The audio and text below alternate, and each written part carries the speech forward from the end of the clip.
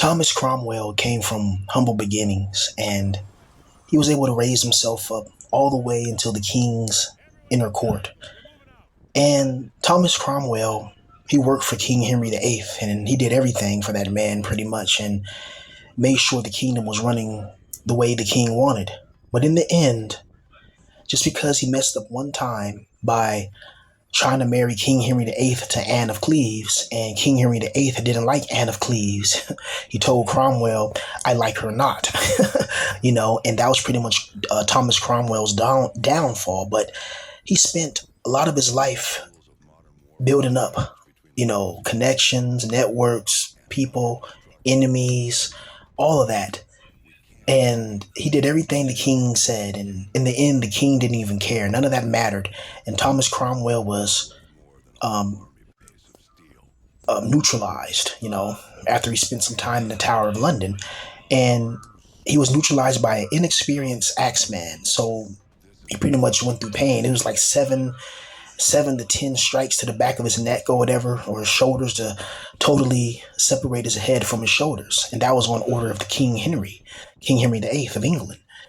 And basically, I'm saying that to say this is like every single day we drink water, we eat food, and in the end, we're going to meet Thomas Cromwell's fate. Hopefully less grisly, but eventually our heart is going to stop.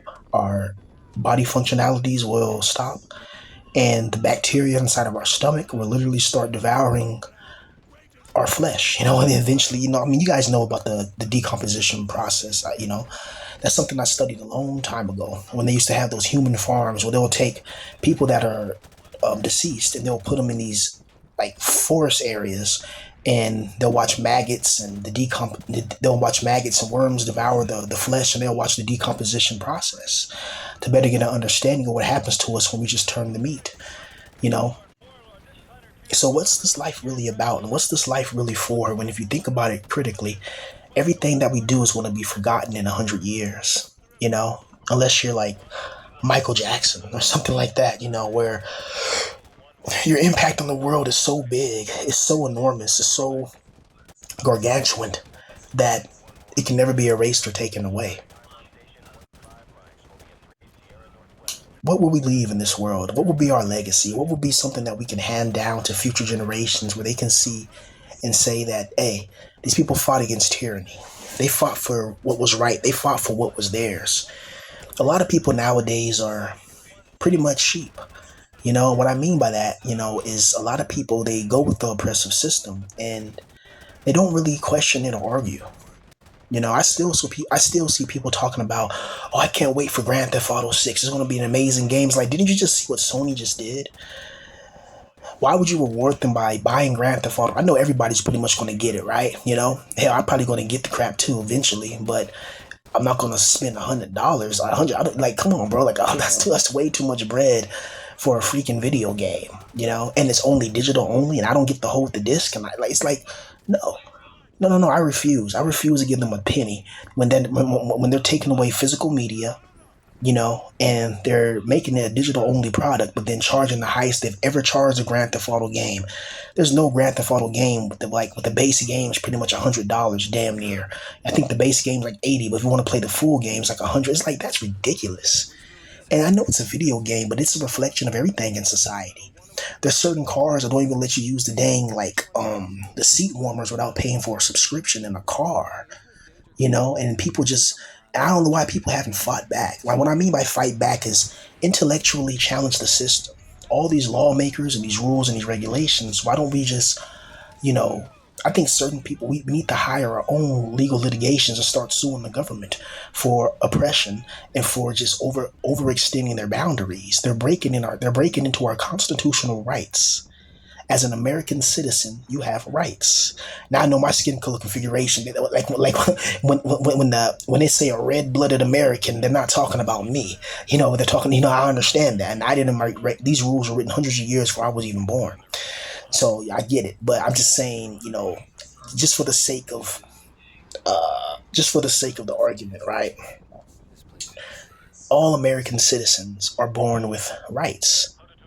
But you find out as you get older, these are not rights. These are privileges that the system allows you to have that can be snatched from you at any moment, at any time. So what freedom do we really have if you can buy something, spend your hard-earned money, wake up every day, go to work, go deal with coworkers and asshole bosses, and work 2 or 3 jobs just to keep your head above water, just so you can live in an apartment. You work 2 or 3 jobs just to live in an apartment with somebody else and other people. It's like, what the hell? You work 2 or 3 jobs. You should be able to have your own house or something like that, but not in this economy and not in this system that's controlled by the demiurge and his minions. They always want us depressed, stressed, and feeling less. This is a cold calculation when it comes to the demiurge and the evil. Now, like I said, narcissism has a lot of holes in it as well. Like, how come the monad doesn't help us? Why did Sophia do this? Like, look, I want you guys to understand this. I'm not saying narcissism is 100% the truth, but what I'm saying is that narcissism to me is the closest thing to the truth that I can see in this evil, sadistic, lying-filled world. It makes sense that the God, or like, let's say narcissism's not real at all. Let's say the story of Sophia and the monad and all that, just some make-believe mumble jumble, right? Okay, let's say that's true. Now, look at the world you live in. Is it not true that whoever or whatever brought this world into existence is an evil, wicked, sadistic being? That part we know to be true because we can look at our lives.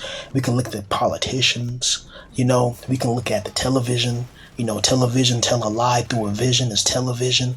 History, his story, history. In ancient Rome, do you know what they used to call the sewers? They used to call it the system. The sewer system. So back in ancient Rome, they'll call it the sewers were called the system, I believe. And that's where we got the term the sewer system. But it was, in ancient Rome, they called it the system. I forgot the Latin name for it, but it was called the system. And it was filled with crap. And look what we're in. We're in a system and it's filled with crap. Excuse me. And it's just the repetitive nature of life which makes it difficult. Like, I didn't even feel like making this video, honestly. Like, my head was hurting. I'm hungry.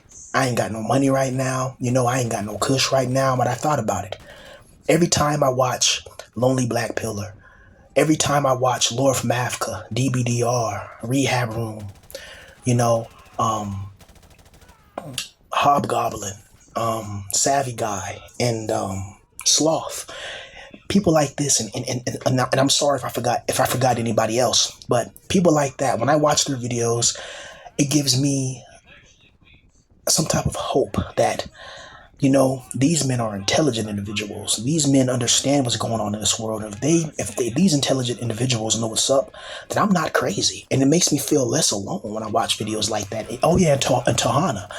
Shout out to Tahana. I hope he comes back, and I hope he's able to protect himself better from these online parasites that are 40 years old plus sitting there stalking grown men online. How can a 40-year-old man feel comfortable with himself stalking grown men online?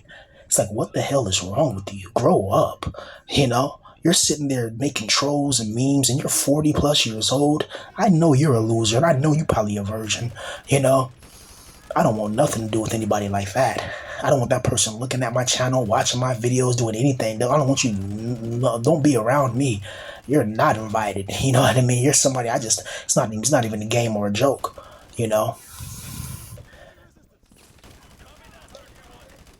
40 years old and acting like a grown man child. How pathetic. That could never be me.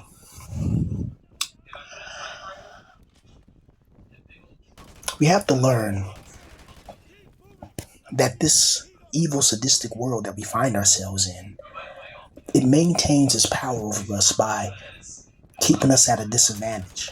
Psychological disadvantages, economical disadvantages, and other types of disadvantages, emotional disadvantages. You know how many men email me or talk to me and tell me how sad and miserable they feel and my videos help them? It's crazy to me. And just a few years ago, I had my family. I was in my neat room, isolated from the world, playing Fallout 4. I remember that was one of the best times in my life. I remember playing Fallout 4. I had the kush, I had some food, I had my pumpkin pie, you know what I mean, with the vanilla ice cream on top, You know, fresh out the oven. I'm eating that, playing Fallout 4, talking to some of the people, some of my homies online, and some of the people from high school and my old football teams, you know. And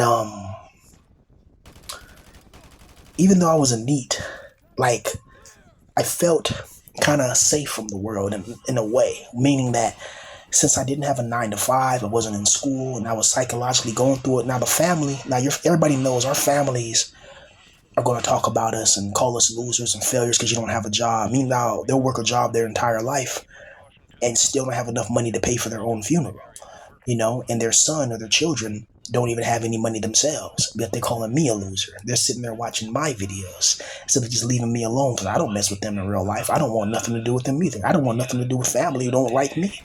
If you're part of my family or we share some blood, which disgust me, you know. But if you're part of my family and you don't like me, then why the hell are you here watching my videos? I don't want nothing to do with you either. Along with those 40-year-old trolls, I don't want nothing to do with anybody who's negative just to try to get. Oh, I do it for the LOLs. You do it because you're an idiot and you have nothing better to do with your life. And in real life, if you see me eye to eye, man to man, it's not going to be a game. You think you know me, but you really don't know me. You don't like a lot of problems in life come from other people. You notice when you're isolated and you're away from people, there's a less type of probability of somebody coming and ruining your peace. That's why a lot of us stay away from people. We stay away from people because people are the cause of freaking problems, you know? And it's especially egregious when you're minding your business. You know, you're just minding your business and somebody comes and just tries to attack you, right? And it's like, why is this world built on these predatory types and these cowardly types who attack and they hide in the shadows? They don't admit they attacked you, but they know they attacked you. They don't want to admit it because they don't want to get in trouble. So they know what they're doing is wrong, but they're doing it anyway until somebody bites them in the ass. You know, certain people, like, you have to, um, well, I'll just leave it at that. And it sucks when you're a guy in this position and you don't have any type of love, you don't have any type of a strong emotional connectivity with a female. I don't think women understand how strong they really are. You know, I think women have to understand that your beauty, that big behind you got on you, and that nice dress, you know what I mean? You know, that entices men. You know, sometimes I'll be like, you guys ever watch those pretty girls when they be doing those quote unquote try on hauls, and some of these girls be, you know, let's just say bearing the bare skin. Like, you know, they have what's it called, see-through lingerie. I'm like, how is this allowed on YouTube? You know, and it's just on YouTube and the channels are fine. And it's like, you see the female figure, you see the female body, and you can't deny it. It's beautiful. It's something that we yearn for, something that we want as men. We want love, we want tranquility, we want peace, we want happiness, we want these things. And I believe a lot of our emotional fluctuations, it causes deep soul incinerations, deep soul burning. And this soul burning, like, it burns your soul, it hurts your soul, it actually attacks you when you don't have any type of emotional connectivity, when you don't have no emotional responses to anything. You start to become numb, you start to become dull, you start to become isolated. When you don't have a woman in your life, I don't care what anybody says. You know, no AI, no doll, nothing can replace a living, breathing woman. You know, nothing can replace that. You can't replace waking up and seeing a woman in her underwear, you know what I mean, next to you, and be like, damn, she's sexy. You see her sleep, you know, she in her underwear, she in her thong, you know. You get up to go use the bathroom, you know, and then you kind of wake her up a bit, you know. Y'all start kissing, then you take a late night shower together. You start hitting it from the back, yeah, hitting it from the side, hitting it from the front, getting fellatio with a high ratio, you know, and you start to really enjoy yourself. You start to feel like a man, like your man online system comes online into full functionality when you have a woman in your life. I know it sounds to like normies, it sounds like, huh? Isn't it easy to get a girlfriend? Or isn't it like, bro, I see a lot more normies making channels too. You know, like, there's a lot of normies who they see what's going on with female nature. They know that a lot of women are promiscuous. You know, that's not to say that men are not promiscuous, of course. That's in a man's nature. you know, men have to fight battles and go to war, so they're probably not going to have a long life. So they have to find a female and guarantee their bloodline and guarantee their seed.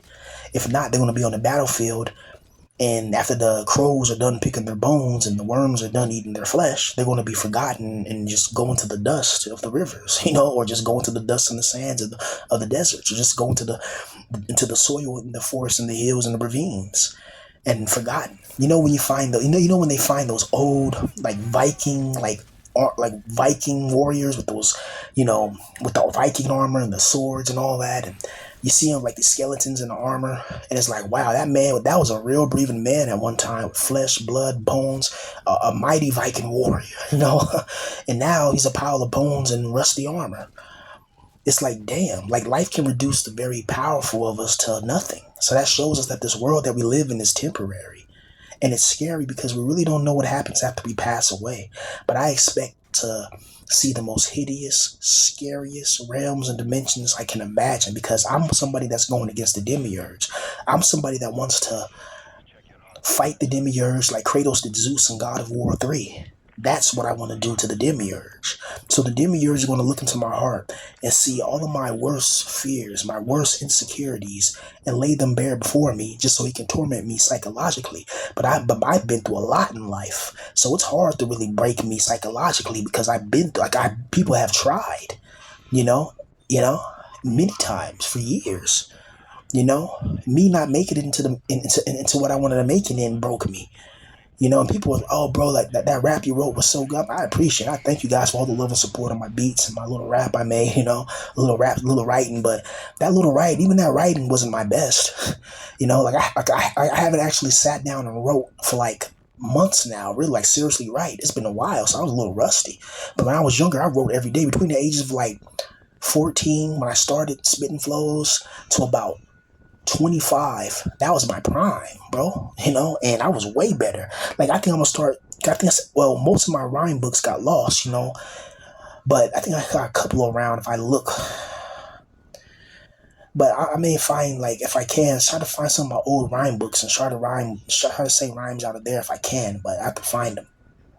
I used to have trash bags filled with lyrics, man. Notebooks filled with lyrics, bro. I used to write all the time. I loved it. It was free because music gave me the ability to feel free, to feel powerful, to feel like I'm in control finally. Because in life, a lot of us feel like we're not in control.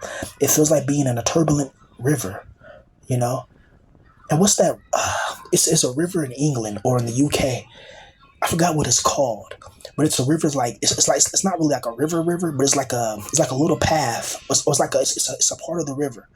I forgot what it's called, but if you jump in, the water just pulls you down. Like, it's like an underwater current that pulls you down.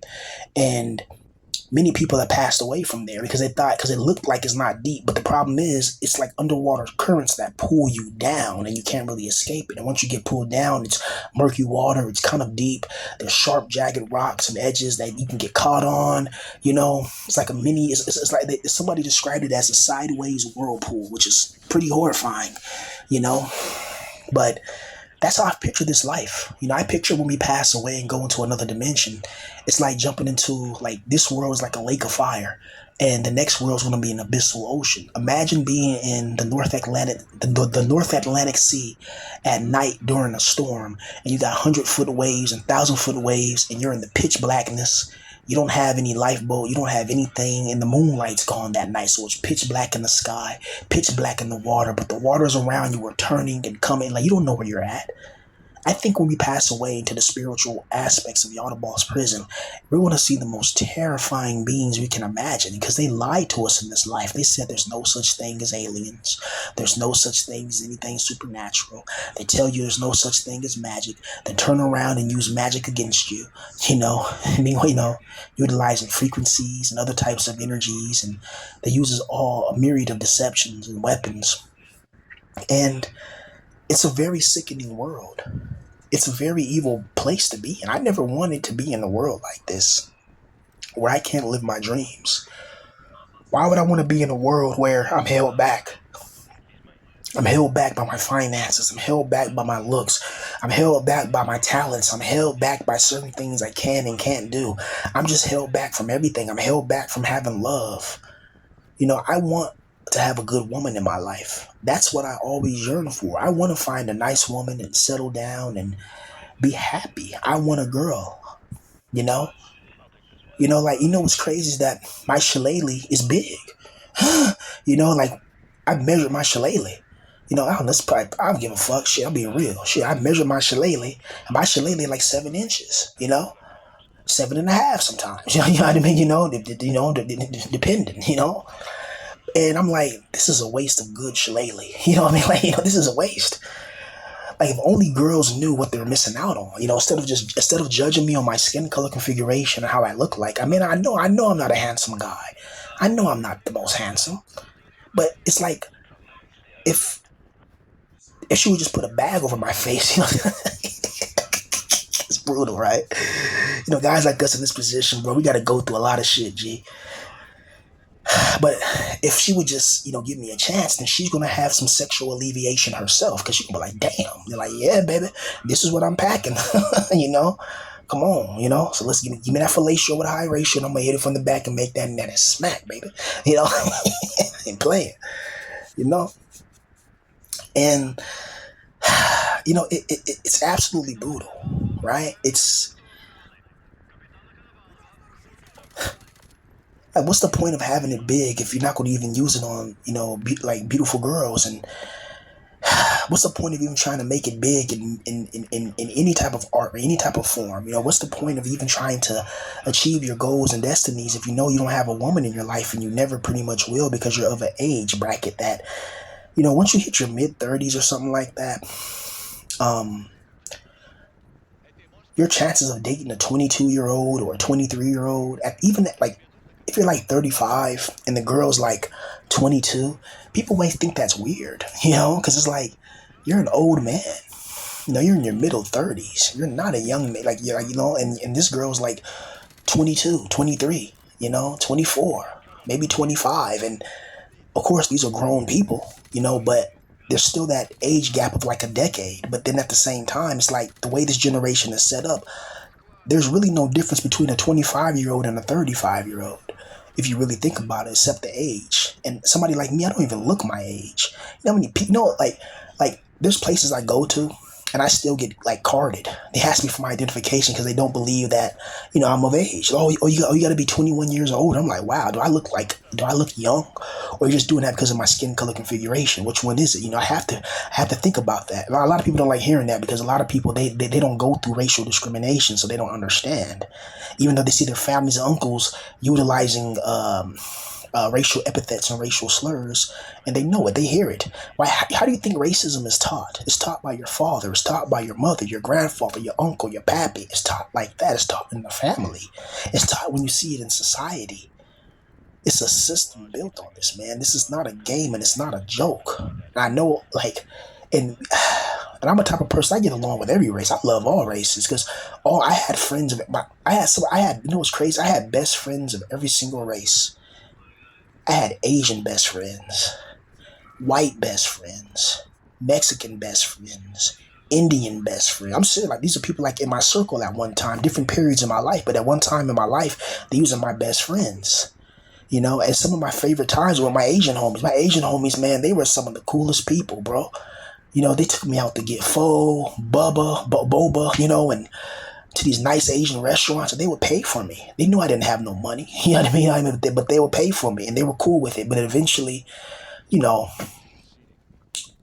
time pretty much separates everybody. Everybody after like high school or after college, everybody kind of goes their separate ways. People start having families, etc., etc., etc. And then one of my music producers, I don't think I ever mentioned him, but I'm not going to mention his name, but one of my music producers, he's Mexican. That's my homie. That's my brother. I love him. That's like my blood brother. You know what I mean? We've made so much like little songs and music together over the years. He looked out for me. Like got me food. Because There was different periods in my time where I was homeless. Like this is my first time being homeless without having a family, like really on my own for real and trying to survive out here in this world, you know. But there was times where I was homeless with my family, where we didn't have any place to go. We got kicked out of a house because we couldn't pay rent. So I was living in like Motel 6 for like half a year. Then I went to like another little motel, lived there for like half a year, damn near, you know, at least like 4 or 5 months, you know. To me, that's pretty much almost half a year. And I deserve to be rich. You deserve to be rich if you're not a hater listening to me right now. If you're somebody that legitimately loves me and loves my content and love what I speak, and you know, I got love for you too, homie. And I much respect, you know, much respect. Real recognize real. You deserve to be rich, man. You going to work every day. You paying your bills. You paying your taxes. You don't got a woman in your life. You're sad. You're miserable. You watch your anime. You play your video games. You stay out the way. You don't bother nobody. You know, you're not in your 40s trying to troll people. Like, what kind of losers in their 40s trolling people? You know, now you know better. You're a grown ass man. You're in your 40s. You're not no 17-year-old, 15-year-old kid. You're a grown man in your 40s and you're trolling people. You are, like, how do you live as a man? How do you look yourself in the mirror as a man? What a loser. What a pathetic coward as well. You know? And what's crazy is I'm not going to even get into that. But as a humanity, where do we go from here? Where do we really go from this position we find ourselves in these circumstances? Where do we go? Where do we go?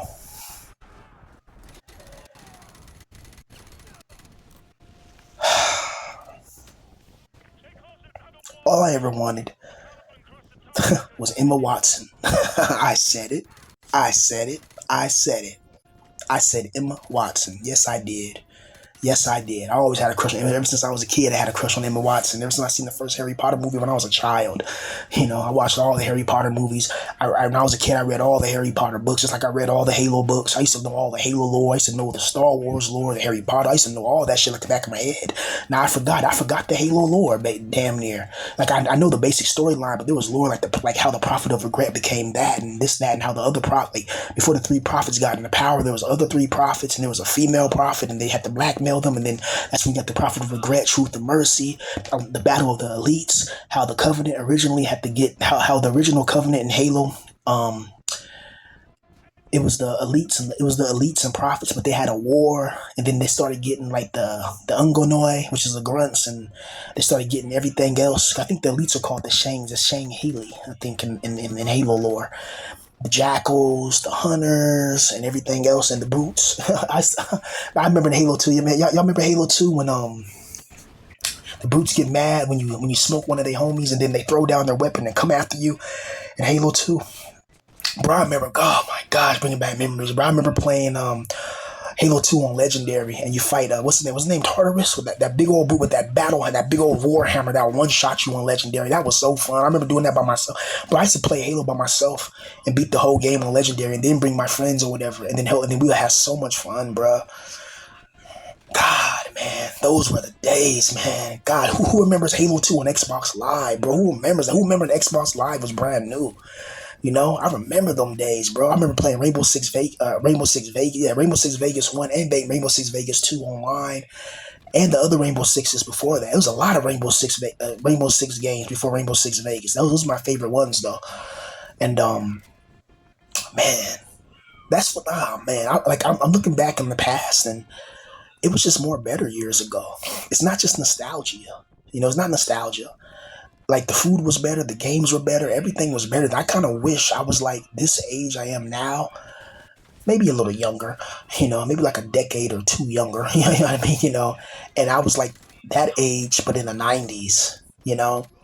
I feel like if you were like a teenager in the 90s, you had the best, like, you became a young adult, you can just work at Pizza Hut and get you an apartment, get you a girlfriend, you know, get some good kush, you know, get fellatio at a high ratio, just live life and be happy, man. It really sucks that we're burdened in this world not being able to do what we really love. Like, we have to do the things that we despise in order to stay alive. Like, how is that life? I just wish that we can have a world where the government infrastructures and the government systems of oppression were not oppressing us. We're not trying to silence us. You guys hear about that? I was watching Lewis Rossman, and he was talking about how the England or how the UK is pretty much introducing, they're integrating more draconian internet laws. Like, they're going to be reading people's messages and emails and just making sure, like, it's just some crazy stuff going on. It's like, it's such a violation and invasion of privacy. Like, it's just like you can't even have privacy in this world no more. Like, there's always something monitoring you, watching you. You go down the street, you see those cameras. It's like, am I in, like, what's that one game called, Watch Dogs? I think it was, yeah, Watch Dogs. It's like Watch Dogs. Every day you're being watched. Every day you're being monitored by nefarious, evil elements, and it's brutal. Meanwhile, most people just want to go to work and take care of their families. Most people don't want war.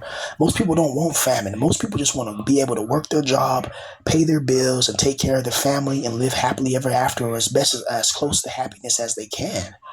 But this world, it seems to define us on how much it can inflict pain upon us. And I'm absolutely sick and tired of it.